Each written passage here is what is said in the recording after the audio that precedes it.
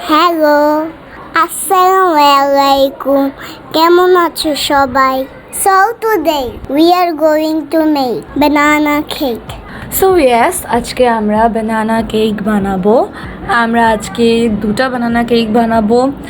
তো এই বানানা কেকটা আমাদের নর্মাল যে স্পঞ্জ কেক ওটার থেকেও তৈরি করতে অনেক ইজি। আপনারা খুব সহজে এটা বাসায় তৈরি করতে পারবেন। আর আজকের কেকটা আমিই তৈরি করছি। তো আশা করি আপনাদের কাছে আজকের এই ভিডিওটা ভালো লাগবে, কেকটা ভালো লাগবে। এটা বানাতে তো খুবই সহজ, আর ঘরে যখন কলা বেশি পেকে যায়, বেশি নরম হয়ে যায়, তখন এগুলো দিয়ে আপনারা খুব সহজেই এই কেকটা তৈরি করতে পারেন। তো ভিডিওটা ভালো লাগলে আপনার ফ্রেন্ডস অ্যান্ড ফ্যামিলিদের সাথে ভিডিওটা শেয়ার করবেন। তো চলুন আর কথা না বাড়িয়ে আমাদের রেসিপিটা শুরু করা যাক। তো যেহেতু আমরা কলার কেক বা বানানা কেক তৈরি করছি, তো প্রথমেই আমরা একটা মিক্সিং বোলে নিয়ে নিয়েছি একটা কলা। আমরা আজকে একটা কলা দিয়ে তৈরি করছি, খুব ইজিভাবে তৈরি করব। তো আমরা কলাটাকে এখন একটা কাঁটা চামচের সাহায্যে সুন্দর করে ম্যাশ করে নিচ্ছি। আপনারা চাইলে এটাকে ব্লেন্ড করেও তৈরি করতে পারেন।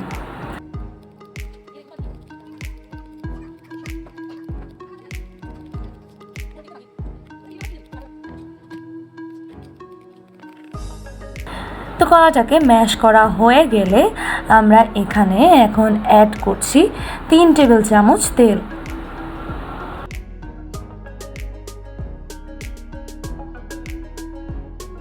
এবার আমরা এতে দিয়ে দিচ্ছি সুগার। এটা আপনারা আপনাদের টেস্ট অনুযায়ী বাড়িয়ে বা কমিয়ে দিতে পারেন। আমি এখানে 1/4 কাপের মতো দিয়েছি। আর কলাটাও যেহেতু অনেক মিষ্টি, তাই আমরা বেশি সুগার ব্যবহার করিনি। আপনারা আপনাদের টেস্ট অনুযায়ী বাড়িয়ে কমিয়ে দিবেন। এখন আমরা এতে দিয়ে দিব 2টো ডিম। আপনারা যে পরিমাণ কলা নেবেন, যতটা কলা নেবেন সে অনুযায়ী ডিম, চিনি, তারপর অন্যান্য উপকরণ এগুলো অ্যাড করবেন। দিয়ে দিচ্ছি ভ্যানিলা এসেন্স। এখানে আপনারা ভ্যানিলা এসেন্স না চাইলে নাও দিতে পারেন, যেহেতু এখানে কলার একটা স্ট্রং ফ্লেভার আসবে। তারপরও আমরা একটু অ্যাড করছি। এবার আমরা এই সবগুলো উপকরণ ভালোভাবে বিট করে নেব।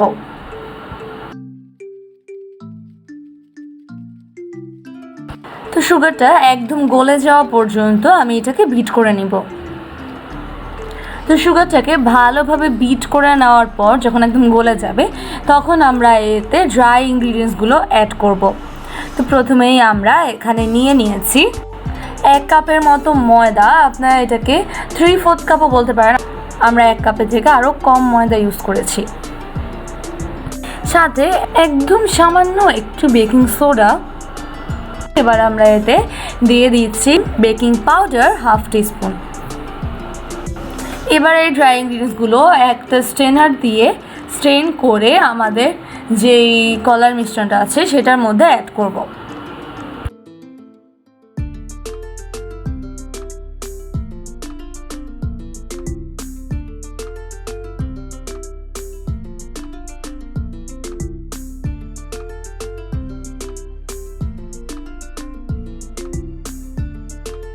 একদম সামান্য একটু লবণ দিয়ে দিয়েছি। এবার এগুলোকে ভালোভাবে আমরা হ্যান্ড হুইস্কের সাহায্যে মিক্স করে নিব।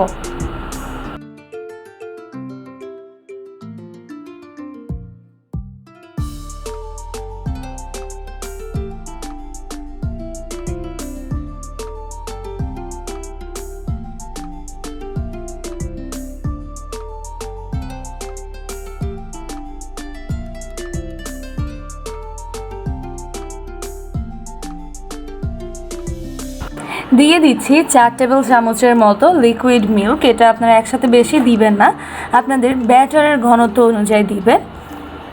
তো এটাকে এবার ভালোভাবে হুইস্কের সাহায্যে মিক্স করে নিলেই আমাদের কেকের ব্যাটারটা একদম রেডি। তো আমাদের কেকের ব্যাটারটা তো একদম রেডি। আর এখানে আমরা কেকের একটা মোল্ড নিয়ে নিয়েছি। আমরা পাউন্ড কেকের একটা মোল্ড নিয়েছি। মোল্ডের মধ্যে আমরা পেপার দিয়ে তার মধ্যে তেল ব্রাশ করে নিয়েছি একদম ভালোভাবে। এবার আমরা এর উপর আমাদের ব্যাটারটা দিয়ে দিব।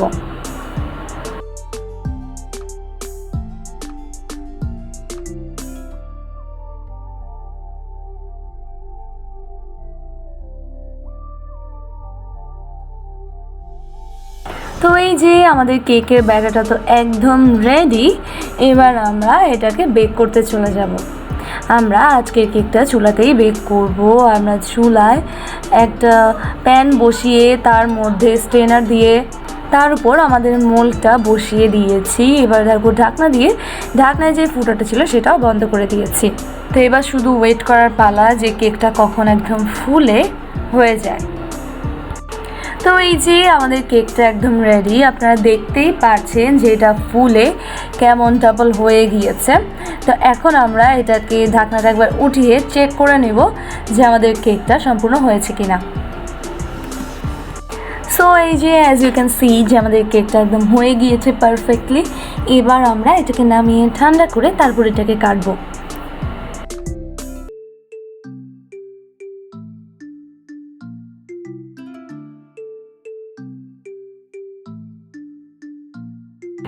তো এই যে কেকটাকে আমরা মোল্ড আউট করে নিয়েছি। আপনারা দেখতেই পেয়েছেন যে এটা কত ইজিলি মোল্ড আউট হয়ে গিয়েছে। আর এই কেকটা এরকম একদম ডাবল এত ফুলো ফুলো দেখতে আমার এত ভালো লাগছিল। তো কেকটা মাশাআল্লাহ খুবই সুন্দর হয়েছে। এখন আমরা এটাকে কেটে নিব। আম্মু এই কেকটা কেটে নিবে এখন।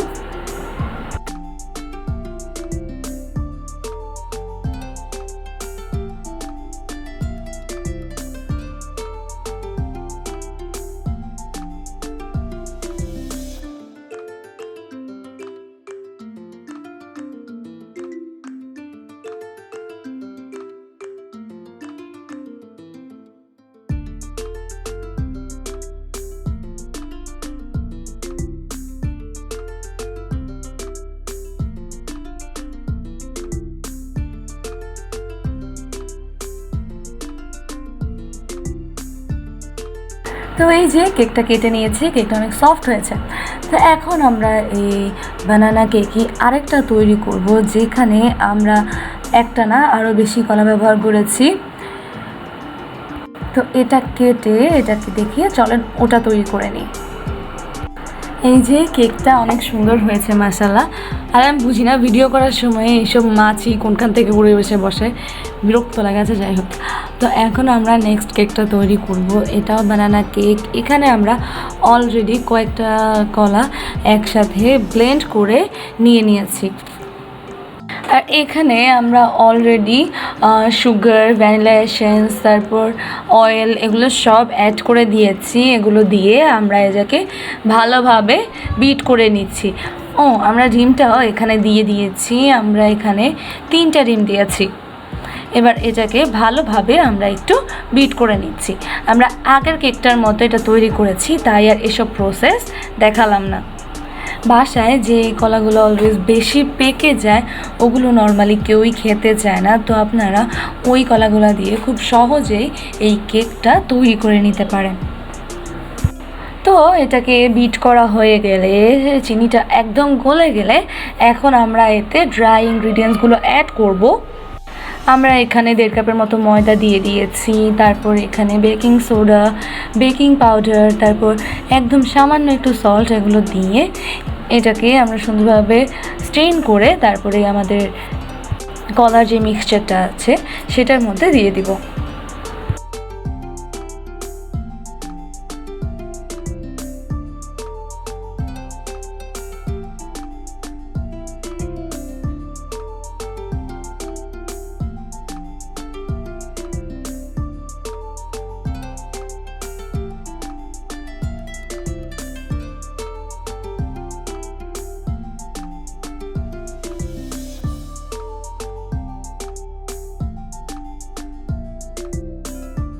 তো আমাদের ব্যাটারটা তো রেডি।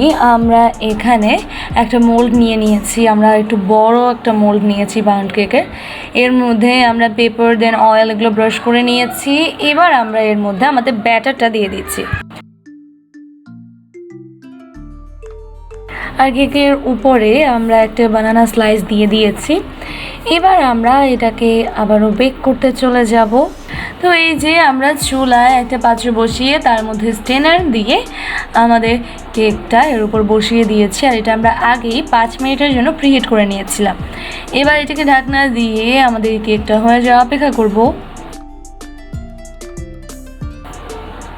তো এই যে আমাদের কেকটা ফুলে ডাবল হয়ে গিয়েছে, আমাদের কেকটা অনেক সুন্দর হয়েছে। তো এখন আমরা এটাকে নামিয়ে ঠান্ডা করে তারপর কেটে নিব।